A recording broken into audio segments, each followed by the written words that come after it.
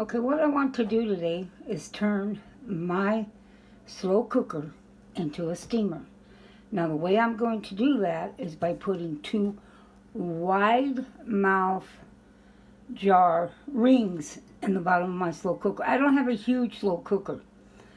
I am going to make what I consider like a party type taco, cheap, easy, and you can make 50, 60 of them if you needed to. They can be made from beans, instant mashed potatoes, or leftover mashed potatoes, cracklings, anything you want. But I'm going to show you how to do it today. But first, I want to start by adding water in the bottom of this, because I'll show you how I'm going to do these tacos.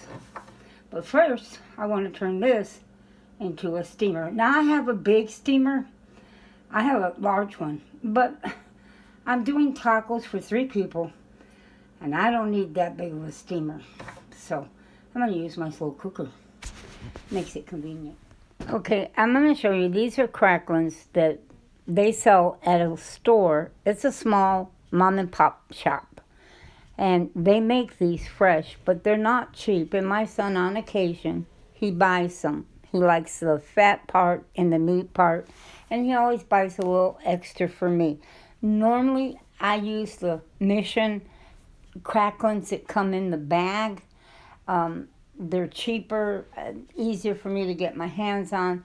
Both of these I can store in the freezer, these cracklings, because I use them. I'll break them up, and even the little pieces of meat, bust it up, and I'll put it in beans and smash and make my refried beans with these cracklings.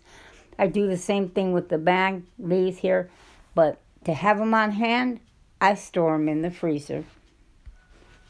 Okay, most people to make these tacos will usually take a cup of oil. They'll break up the red chili pods, and they kind of like cook it together. I mean, they let it just get really hot and smoky, and they'll throw some onion and garlic in there. Then they toss it in their blender, and they blend it. Well, that's expensive, and I'm not going to use a cup of oil, because that oil, when you do it with this, you pretty much can only use it for these kind of tacos. And I'm not going to do hundreds of tacos. I'm only doing enough for my family, for the 3 of us.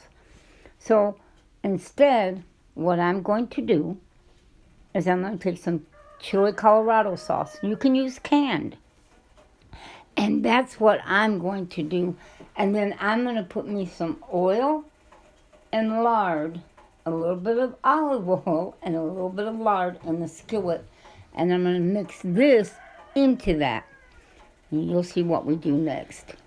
I apologize because it looks so dark, and that just happens. Cast iron is not really one of the best skillets to really show with the camera. It's so dark and it's shadowy and overcast, but what I did is I put some oil in this skillet, and I put a little bit of lard. Now, they say that you put lard because it keeps the tortillas from breaking up and splitting on you.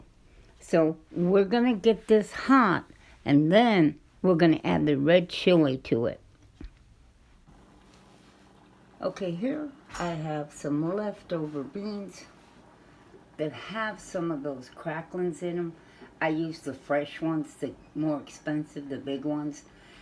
I saved them. This was some that were left over that I had for breakfast yesterday.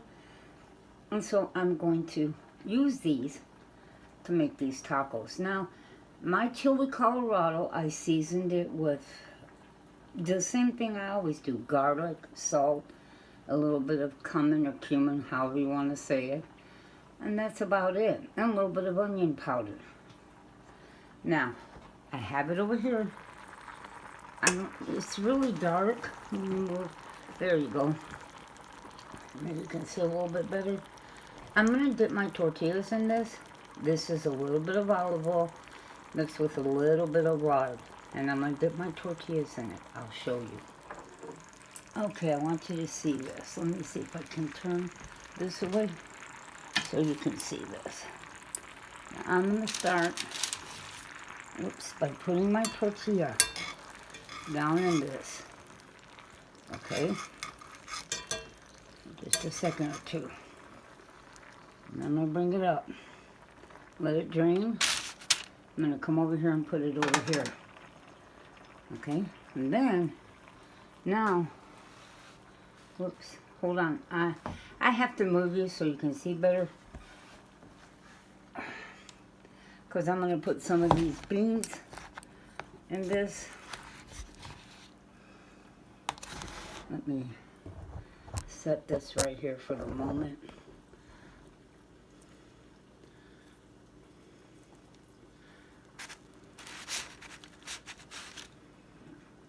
Gonna need more beans than that. Okay, now what I want to do is just press this down. Okay, like so. Let me do another one. Okay, what I've done here is I have put aluminum foil underneath this, okay? Because I'm going to wrap this up. This is parchment paper. I'm going to wrap this, and then I'm going to put aluminum foil over the top, okay? Let me get this done. I'll show you what I do next. Okay, here it is, my packet. Then I'm going to go over here to my slow cooker, which is already starting to steam. Okay, you see how I have this? Now you can do this in the steamer. I'm going to place this down inside, just like that. Now I'm going to do one more packet and put the other one in the slow cooker also. Okay, I have a little tip for you here. I just put mine like that on top of there to heat it up a little bit before I put it into this sauce here. Okay, here we are. Let's take out a packet. I'll let you take a look. They're ready. But I want you to see what this looks like. This is so easy. It's harder to do on camera. It really is. You know, because you're trying to move everything to camera. But you do this at home. This is easy to do and very inexpensive. Now, look at this.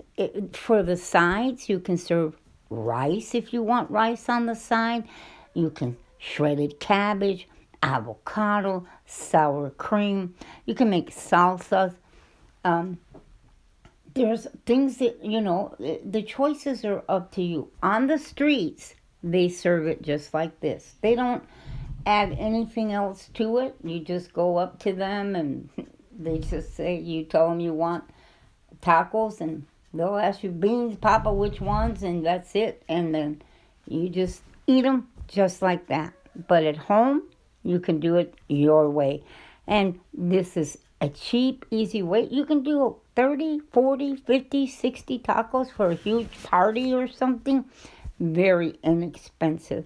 And this is not difficult to do, even for 2 or 3 people. You can always do it in your slow cooker. Well, hope you enjoyed this. Hope you'll try it.